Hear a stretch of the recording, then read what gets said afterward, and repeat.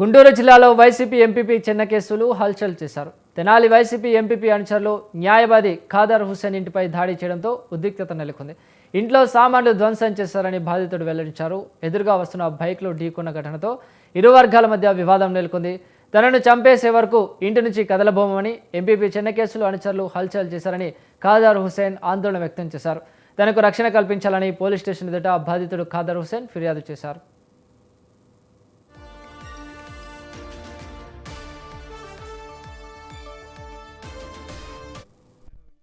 Rajaram bar association president మాట్లాడుతూ ఉన్నా. ఈ రోజున సీనియర్ న్యాయవాది షేక్ హుస్సేన్ గారి పైన చెన్నయ్య అనే అతను దురుసుగా ప్రవర్తించి చిన్న కారణానికి మరి 50 మంది 60 మంది తన అనుచరులను గోండాలను తీసుకెళ్లి ఇంటిపైన దాడి చేసి పంపు విరగొట్టి పంపు కాడతో హుస్సేన్ గారి మీద హత్యాయత్న ప్రయత్నించిన దాని గురించి ఇవాళ పోలీస్ స్టేషన్లో రిపోర్ట్ ఇవ్వడం జరిగింది. దానిపైన పోలీసు వారు తగు చర్యలు తీసుకోవాలని కోరడం జరిగింది.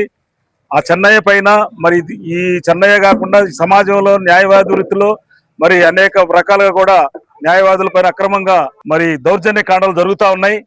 కాబట్టి వీటన్నింటి కూడా పోలీసు వారు విచారించి సరైన న్యాయం చేసి చర్యలు తీసుకుని దౌర్జన్యకారుల పైన చట్టపరమైన చర్యలు తీసుకుని కేసుని పకడ్బందీగా ఇన్వెస్టిగేషన్ చేసి వాళ్ళని శిక్షించే విధంగా ప్రయత్నం చేయాలని మనవి చేస్తా ఉన్నాం.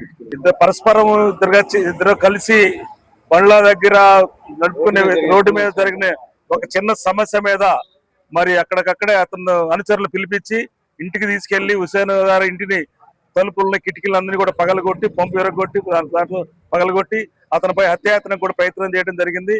మరి ఇటువంటి దుశ్చర్యలని అసాంఘిక చర్యలని కూడా మరి బార్ అసోసియేషన్ తరఫున ఖండిస్తున్నాం.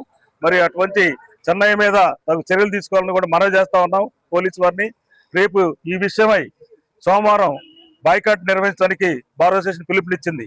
కాబట్టి న్యాయవాదులందరూ కూడా ఈ బార్ అసోసియేషన్ సహకరించి బాయ్కాట్ సహకరించి హుస్సేన్కి తగు న్యాయం జరిగే వరకు కూడా మరి